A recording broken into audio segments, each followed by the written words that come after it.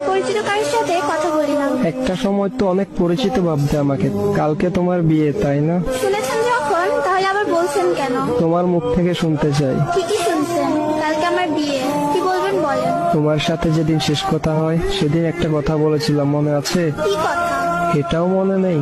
বলেছিলাম যেদিন তোমার বিয়ে হবে সেদিন এই দুনিয়া থেকে হারিয়ে যাব। শুধু শুধু পাগলামি করবেন না।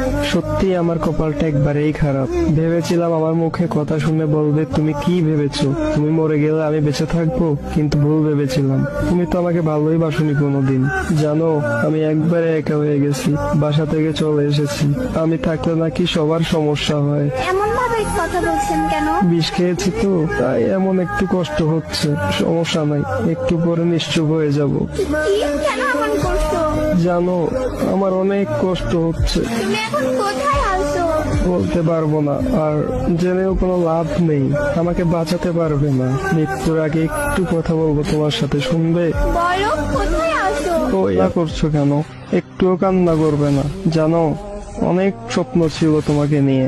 তোমার কোলে মাথা রেখে ঘুমাবো। শোনো, আমার সময় মনে হয় এখনই শেষ। ভালো থেকো।